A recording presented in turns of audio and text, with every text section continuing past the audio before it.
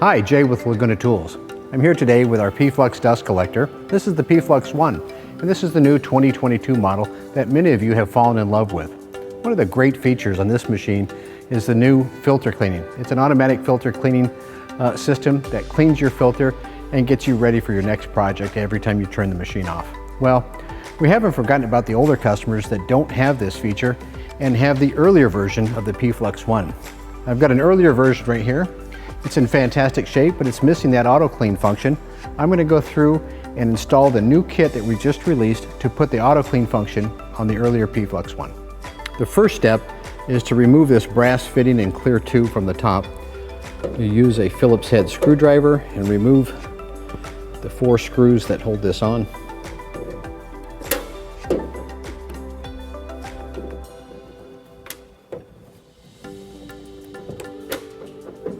Make sure to save all the hardware that you take off. Okay, now that's removed. Let's move over to the switch panel in the front. The next step is to remove the cover plate off of the switch box. There's 6 screws that hold this on. Those are done with a Phillips head screwdriver, but before you touch any of the electrical, make sure that your machine is unplugged so that you're safe. Let's get these 6 screws out and pull the switch plate out. Again, save all your hardware.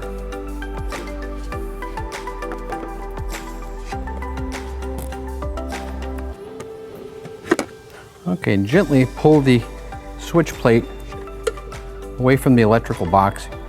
Now I'll remove the HEPA and the drum LED lights from the switch panel. Just flip this over. I'm using a 10mm wrench to loosen up the nut that's on the back.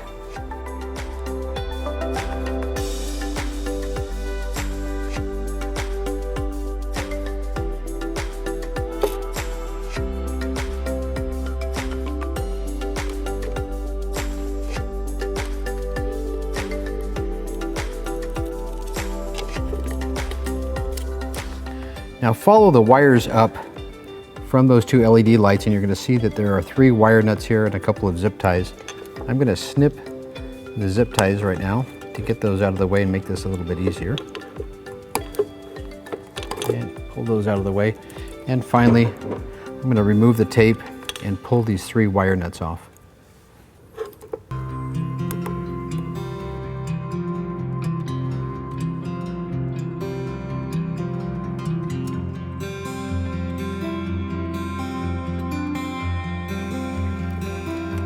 Okay, there's one more little zip tie here to snip.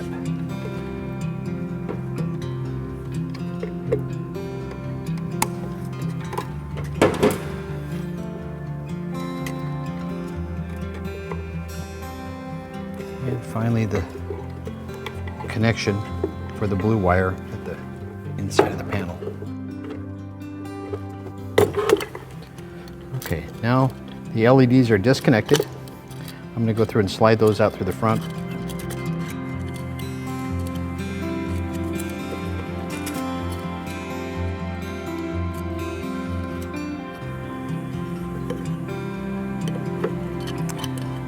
Okay, those are out. Things can get a little tight working inside this switch box, and so I like to unplug the red and black connection, and then finally this connector here, and these are a simple pull out. This one's got the yellow, red, orange, and black. Pull those out and it gives you just a little bit more room. The next wire that we're going to loosen up is the drum sensor wire, and this is going to go out through the bottom of the switch box. On the bottom you'll see some plastic nuts, and I'm going to loosen those plastic nuts to remove this from the switch box. And you can get the switch panel out of the way now by simply disconnecting the M1 and M2 connections off of the back of the switch. And save this switch panel. We're going to reinstall it later and put new lights in it. Now just loosen up that plastic nut. It's a plastic nut and you can kind of grab it with some needle nose pliers, and once it's loose, get in there with your finger and pull the nut off. Again, save this nut. We'll be reinstalling this wire in the new switch box. That nut will come off. I'll set that to the side. And finally, that wire is going to drop out of the switch box.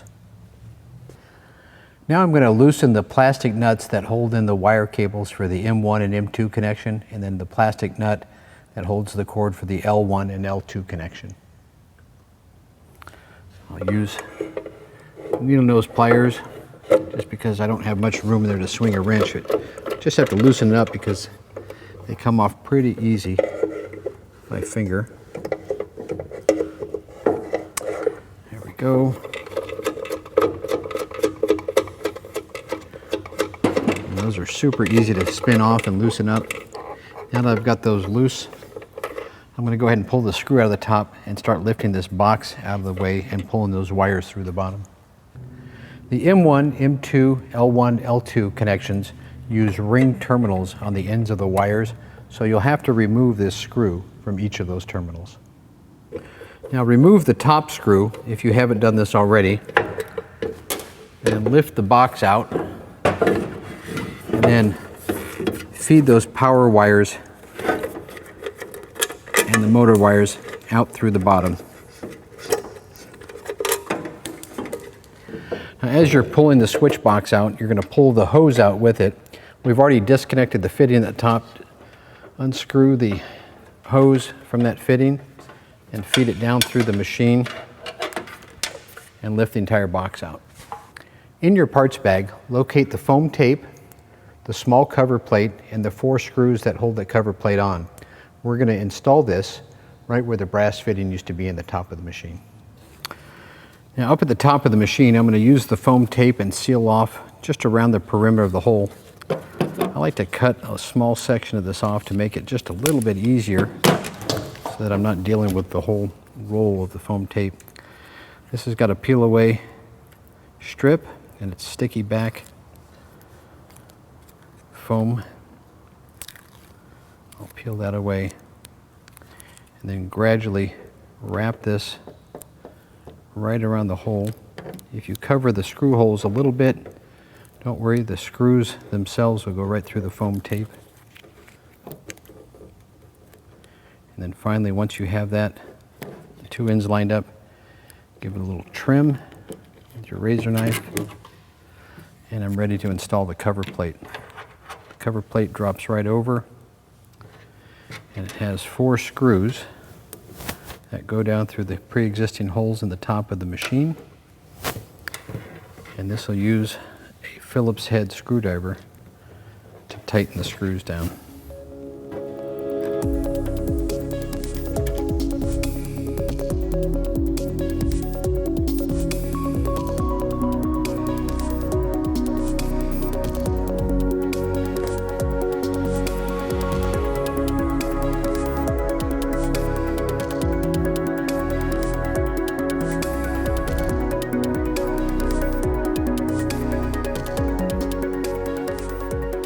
Over at the bench, we're going to install the new LED lights for the HEPA and the drum lights into the switch panel. I'll flip this over, noting that the HEPA is going to be on my right. The HEPA is going to take the yellow light, so look through here, find the yellow light. In this case here, it's got the brown and yellow wires, and locate the plugs inside and simply disconnect this. You have a wiring diagram that is in the manual for you. We'll go through and secure this, feeding it through the front and then tighten it down on the back with the nut. Remove the nut that holds the LED light and the washer.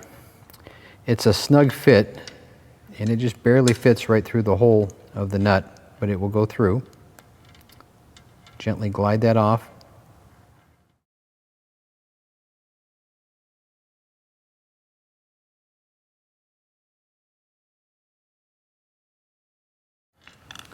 And do that for both LEDs. This is the yellow LED, and this is going to go through the HEPA section. So I'll check the HEPA, and finally I'm going to feed this through from the front through to the back. Feed 1 connector through at a time. And once those are through the switch plate,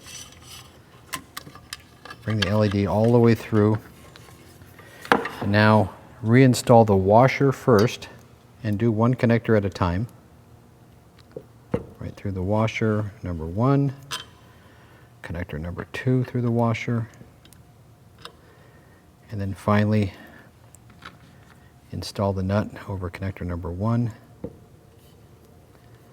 and connector number 2. Again, this is a snug fit. Take your time here. Finally, position those over the LED body and tighten those down. Once those are finger tight, I'll get the other one in place, and finally I'll snug those with a wrench in just a moment. Now this is the red LED light, and this will be for the drum. Remove the washer from off of this harness and over the connector. And again, this is a snug fit. Take your time, get that pulled out, and then finally remove the washer next. Set those aside, and then feed the LED up through the hole for the drum light. And finally slide the washer back over the connector, then the nut,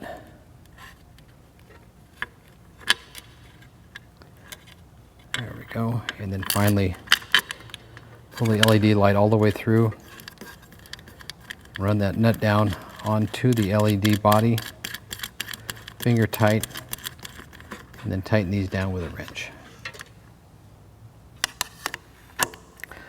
And this is a 10 millimeter. Don't over torque these, you just want to snug them down to the control panel.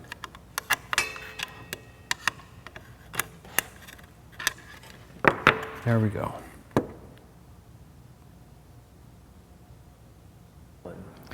Now on the inside of the control box, this plastic cover can be removed.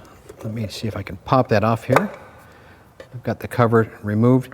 Be careful not to move this little indicator strip that shows you the M1, M2, L1, L2. If you do knock it off, it simply is spring-loaded and it kind of tucks in between the tabs. Now with that removed, I'm going to remove those screws so that we can fit the ring terminals over those at the ends of the wires as we put this in the machine. The other step that I want to take here is it's going to be probably best to remove the plastic strain reliefs at the bottom of the box, since I have the old strain reliefs on the cords that are on the machine. You'll take off these 2 center strain reliefs, loosen the plastic nut, and then repeat for the other one. Again, our power cords on the machine should still have these on there. If you need to replace those on the machine, use these ones. But since I already have them on the machine, I'm going to go ahead and pull these off. Now, let's go through and reinsert this switch box into the machine and feed the wires in the bottom. Over at the side panel of the machine, I like to pull these wires through and have them ready to go and observe which one is which. This is L1, L2, and this is my M1, M2. I'll double check on the control box. The M is going to go through on the left-hand side. I'll feed that through right now. Well, I've got the box out and open. It makes it really easy to feed these through right now before inserting it in the machine. And then next, I'll put the L1, L2 in, and that'll be on the right-hand side. Now with those wires installed, I'll just grab a hold of both of them and hold them in place so they don't fall out. I'll take the new cord and just feed it through the hole. And then finally, feed the switch box down through the hole. With the switch box in place, I want to go through and insert the top and bottom screws and hold the switch box firm. It makes it a little bit easier to work on if it's not flopping around inside the machine. And if you need to, for any type of clearance, you can certainly pull these if you're having a hard time getting everything in there. As I feed the wires through and feed the strain reliefs through, I can reach through the front of the machine here fairly easily and hold those in place. If you can't and you want to do this outside, you can do that and then put it back in and tighten the screws down. Now you may have noticed that I've left the drum sensor wire out of the switch box, and I've done that just so I have a little more room to get my hands in there and my tools in there. It's really easy to install since it's the most forward wire in the bunch here. So I'm going to let that hang down. I'll install that once I'm done making my power and motor connections. Now before you make the connections on the ring terminals, make sure to take the plastic nut for the strain relief and slide it over the wires. This will be my M side. I'll do that on the L side there as well. You want to have that on there, but just let it float free so it gives you plenty of room to maneuver the wires. And once you've made the connections, then you can go through and install the strain relief up through the bottom and tighten that nut down. Okay, now that I've got M1 and M2 installed, I'll repeat the process for L1 and L2. Now I've got all my L1, L2, M1, M2 connections in, and I've verified that they're all tight. Now take the cover plate for the terminal block and install it back in, and you should find that it aligns up and then clips back into place.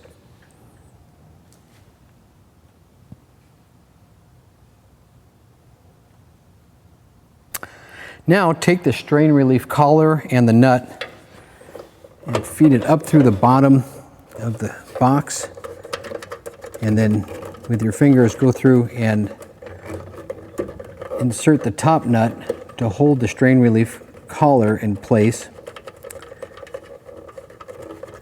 And then once that is secured, I can go through and clamp my wire with the actual strain relief nut itself.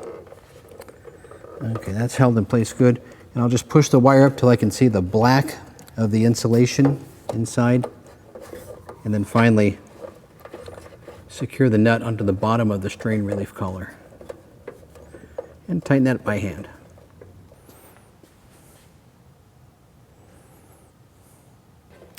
Now I'm going to repeat that process for the motor wire.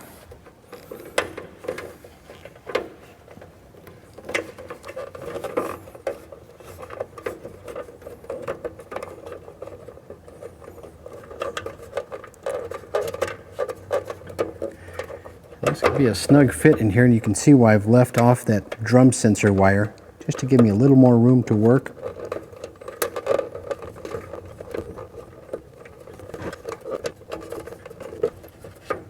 Okay, now that's locked in position. Now I'm ready to insert the drum level wire, and I'll insert the nut on the top of that once it's inside the switch box.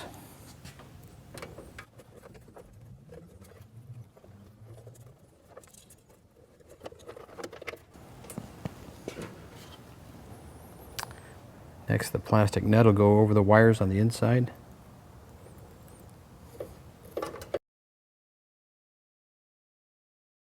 Now that I have all the wires in place and the strain reliefs tied in there, I can go through and tighten these nuts, either with a wrench if you can fit it in there, or even a set of needle nose pliers. It's just to snug up on that connection. In your parts bag, you're going to find 3 little wire nut connectors. We're going to use those to connect the drum sensor to the board. And this is pretty easy. We're going to connect brown to brown, white to white, and blue to blue. Simply line up the 2 matching colors with each other. I like to pre-twist the ends a bit, and then insert the wire nut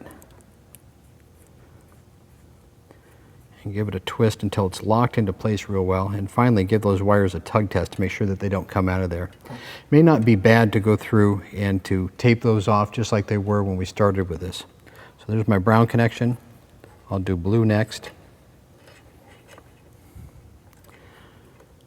Line those up.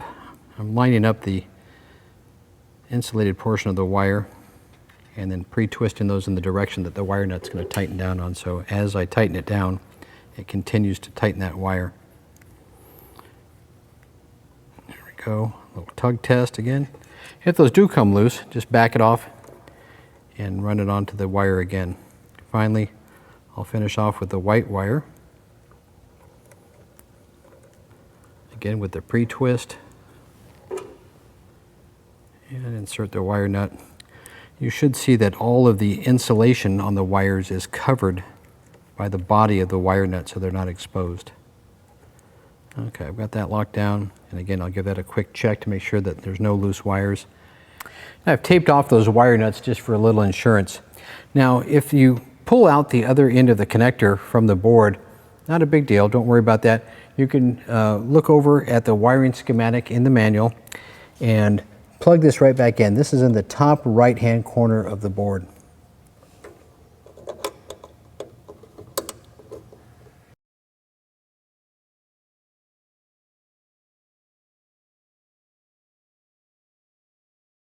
Now I'm ready to connect the control panel to the control switch box. I'm going to start with the HEPA LED, and on the back you'll notice that it has two connectors. They're both yellow and brown connectors, and it doesn't matter which one you connect in which order. On the circuit board, we're going to look for CN2 and CN7. CN2 is going to be a yellow pin socket on the circuit board, and CN7 is going to be a red pin socket board. And you'll see those in the diagram in the manual.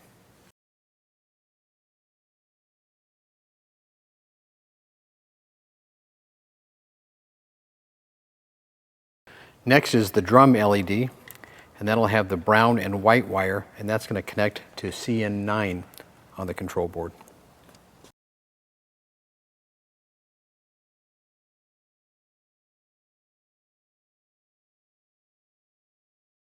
The next connection is for the on-off switch, and you'll see that that is a 4-wire connector, and that's going to go to CN3 right at the top of the circuit board.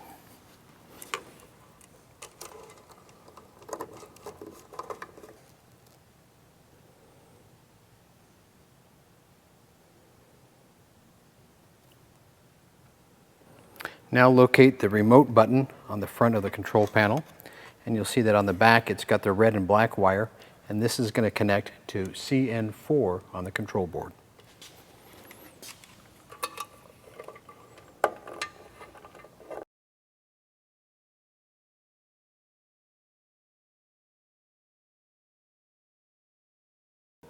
The final connections are right here at the system switch, and these are both labeled M1, and those can plug in either direction. Simply slide those over the terminal and push those into place. The tug test. Now we're ready to screw the control board back onto the box. Now position the control panel over the box. Be careful not to pinch the wires, just gently tuck them into the control box. Make sure that they're not lipping over the rail, so you want to avoid pinching them. Line up the top and bottom screws with the large holes that are in the control panel, and then install the screws on the sides. And finally tighten these all down with a screwdriver.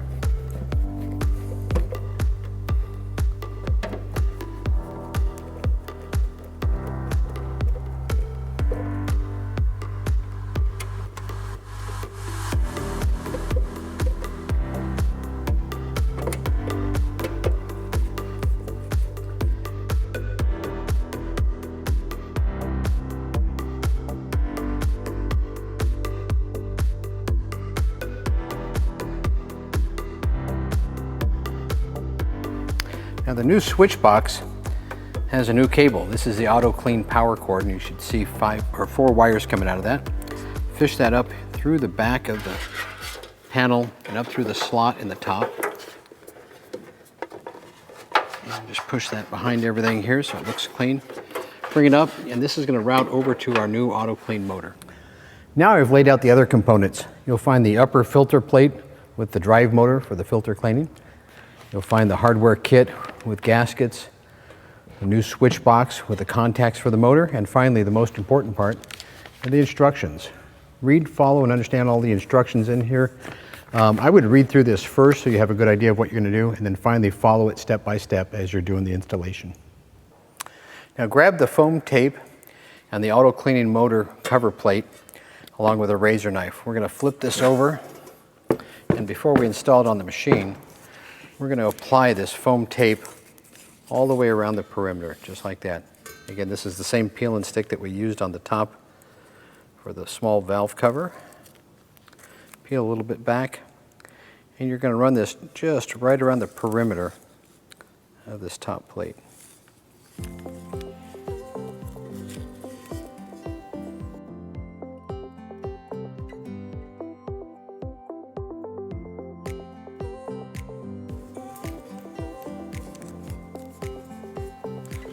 finally trim it to fit.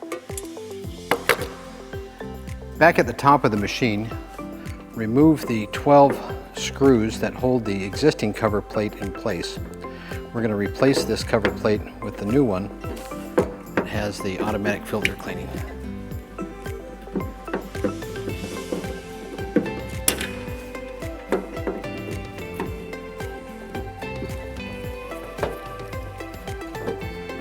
Be careful not to drop any of those screws inside. And lift off the existing cover plate. I like to wipe off the rim and then drop the new cover plate in place. This will have the motor. The motor's got a connection box, and I like to position this on the same side as the switch panel. That way it'll ensure that I can have enough length here to make these connections inside the connection box. Now install the screws back to the top. You should have some new screws in the hardware package, or you can reuse the old ones.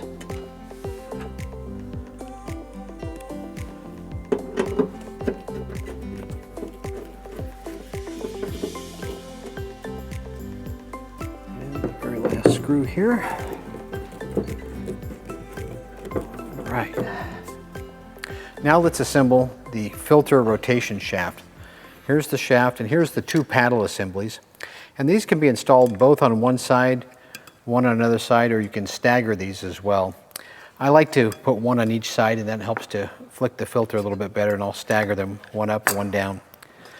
Simply grab the supplied nuts and bolts, run them through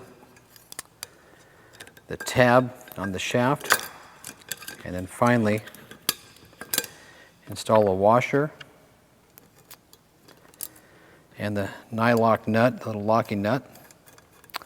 I'll leave that finger tight until I get the next one installed.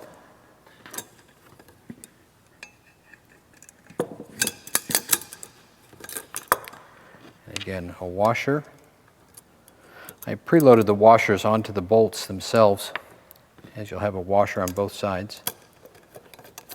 There's one. I'll leave that loose, and I'm going to install the paddle on the other side. One thing that's worth mentioning is that these paddles use plastic to go up against the filter, and you can adjust the tension on these by sliding these, loosening the nuts and sliding these forward or back to increase or decrease the tension if needed. If you find that yours is kind of hitting real hard and you want to decrease the tension, loosen these nuts, slide that little filter paddle back.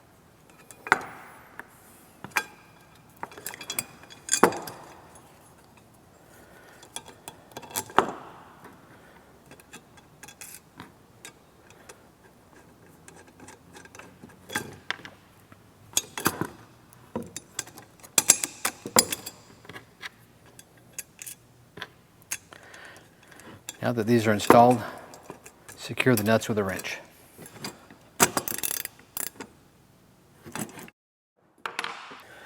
Now open up the cabinet doors to expose the HEPA filter, and come over here, and this is the clean out catch at the bottom. I'm going to go through and pull the latches on this, and we're going to remove this can and set it aside. And two more catches on the opposite side. Now it's time to drop the filter. Simply pull the catch on the side, release the band. I like to drop that out of the way.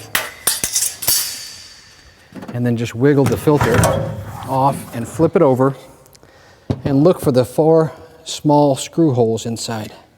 Now position the support bar over those holes and tighten it into place with the 4 screws supplied.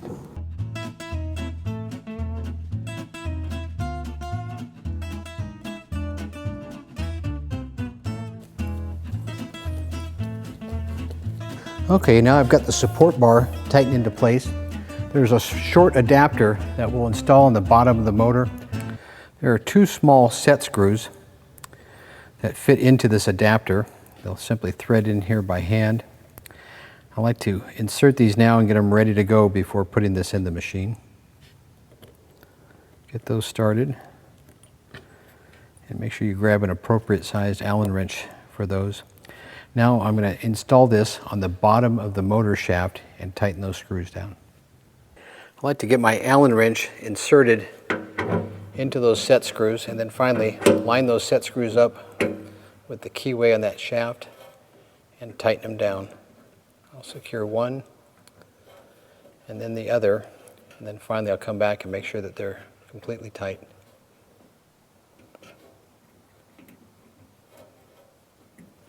Now grab the nut and bolt with the washers for the filter rotation shaft. Now take the filter paddle shaft and slide it over that adapter inside, and then finally run the bolt through it. Install the nut and the washer.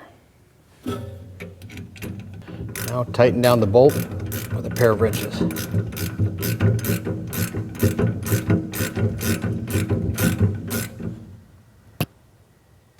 Now my filter is still upside down. I need to align this hole with this post on the bottom of the filter paddle. Simply flip this over, and you might need a hand to go through and slide the filter up and to align this. Get the filter in place, and then gradually I'm going to work it up over these filter paddles.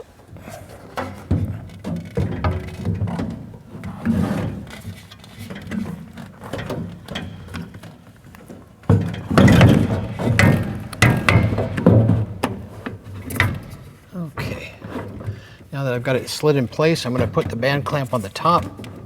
It should stay in place for just a moment as I do that.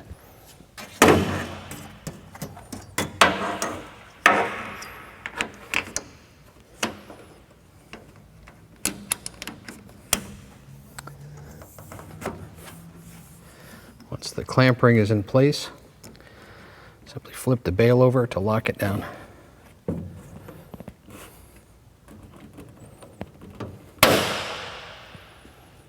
Now locate the bolt and washer for the filter shaft base. And bring the bolt up to the bottom of the filter rotation shaft.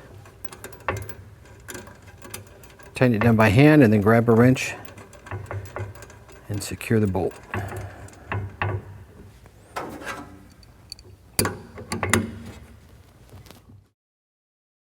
Now reinstall the catch can at the bottom of the filter.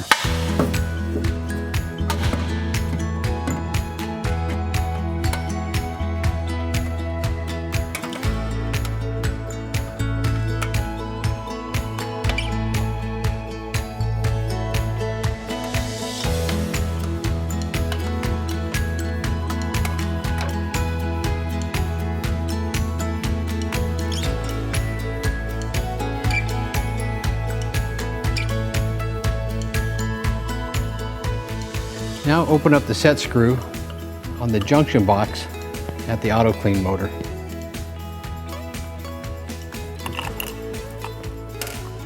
Remove the cover and then remove the strain relief just like we did in the main switch box.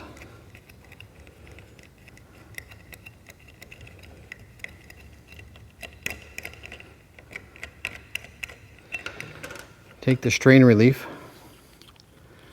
and install it onto the wiring harness. Sometimes you'll have to feed one or two wires through at a time.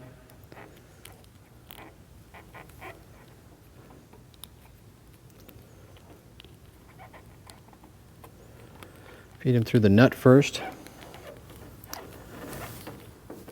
and then through the strain relief collar, making sure that the long side is down and the short side is up.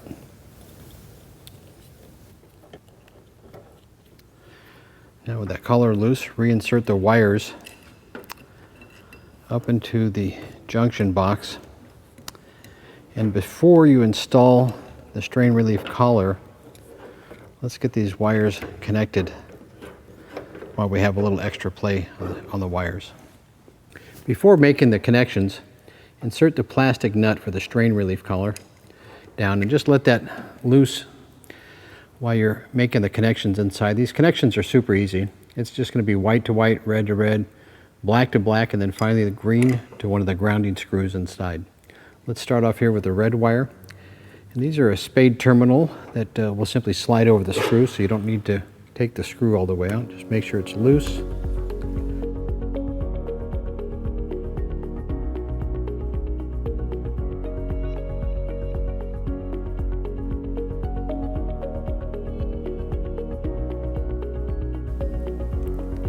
tighten these screws down, we can start positioning the wires and bending them into place so that the junction box cover will fit over. But before we do that, we're going to secure the strain relief. Bring this up from the bottom, hold it through with your finger, start the nut on top. Next, feed some of the wire down and just tuck these wires in so that they'll fit underneath the cover. Finally, tighten that nut down, secure that with a wrench, and reinstall the cover. I've left the nut loose on the bottom so that I can reposition these wires a little bit. And there's a small sleeve. I'm going to reinsert that sleeve up into the strain relief collar. Once that rubber piece is in place, I'll move the nut up, get it into position. And I'll start to tighten the nut here, but not before I move these wires into the correct position. I'll leave that loose, reinsert the cover, and get the screw tightened into place.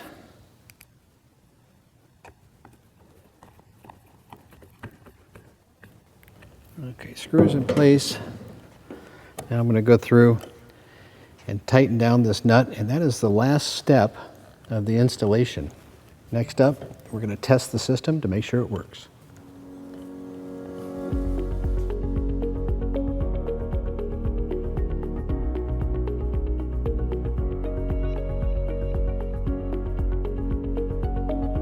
Now with the installation complete, it's time to test the machine. I've already plugged it in. I'm ready to start it up. Before I start it, I want to let you know you're going to hear some new noises. When you first start it, it's going to go through that filter cleaning routine for the first time, and you'll hear that as the machine is running. Don't be alarmed, that's just it doing its job. Let's go ahead and start it up. And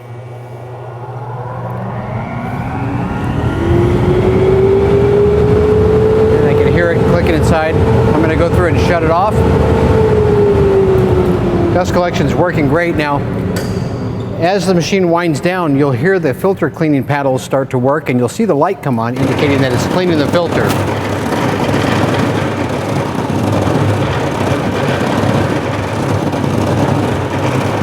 First it turns in one direction, stops, and it's going to reverse direction now.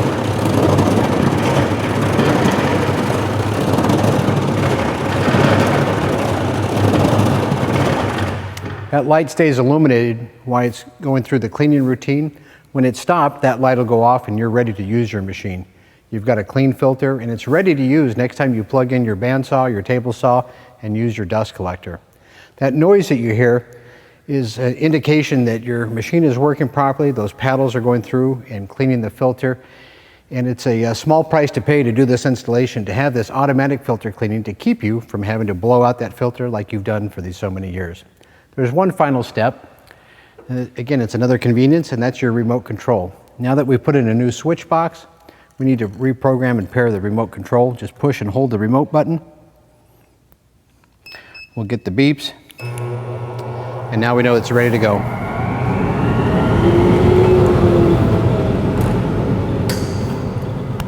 Well, hopefully that installation went smooth for you. If you have any questions at all, refer back to the installation manual, refer to this video, and then if you have any other questions, give us a call. Hopefully you'll see that that little effort that you put into it now is going to pay dividends later in keeping you from having to clean that filter all the time in your shop. If you have any questions, give us a call, toll free 800-234-1976.